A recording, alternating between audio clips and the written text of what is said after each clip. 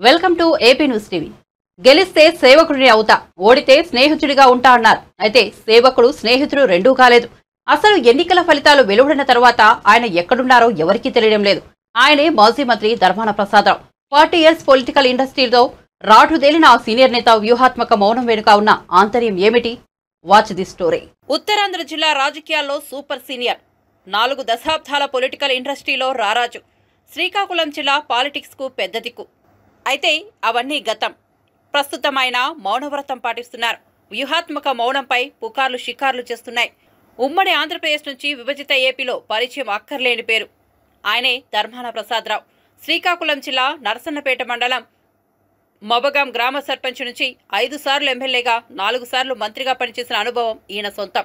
రాజకీయ అపర చాణక్యుడిగా పేరు పొందిన ధర్మాన ప్రసాదరావు 2 నెలల క్రితం మే 4వ తేదీ నుంచి కనపడటం లేదు. ఫలితాలు వెలువడిన తర్వాత ఓటమి చెవి చూశాక ధర్మాన ప్రసాదరావు ప్రజల్లోకి రావడం మానేశారు. స్వయాన అన్న రోజున మరో మాజీ మంత్రి ధర్మాన కృష్ణదాస్ ఇటీవలి వైఎస్ఆర్ జయంతి కార్యక్రమానికి ఇంటికి వెళ్లి ఆహ్వానించిన ధర్మాన ప్రసాదరావు ముఖం చాటేశారు. సీనియర్ నేతగా ఉన్న ధర్మాన సర్పంచ్ స్థాయి నుంచి వ్యక్తి టీడీపీ అభ్యర్థి అయిన గొండు శంకర్ చేతిలో ఘోర పరాజయం పాలయ్యారు.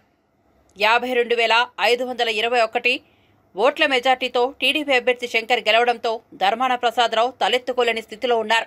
రాజకీయాల్లో రాటుదేలిన ధర్మాన ప్రసాదరావు చుట్టూ పలు అంశాలపై వివరణ కావాల్సి ఉంది. ఓవైపు ల్యాండ్ టైటిలింగ్ యాక్ట్ ఆయన మంత్రి హయాం చర్చ జరిగి ప్రస్తుతం టీడీపీ ప్రభుత్వం రద్దు చేసినా ధర్మాన నోరు మెదపడం లేదు.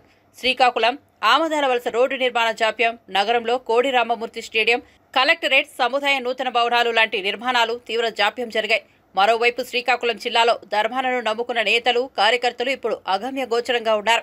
వీటికి తోడు ఆయన వైసీపీ అధిష్టానంతో అంటిముట్టినట్లు ఉన్నారు. వ్యూహాత్మక మౌనం వెనుక పార్టీ మారే ఉద్దేశం ఉందని రాజకీయ విశ్లేషకులు భావిస్తున్నారు.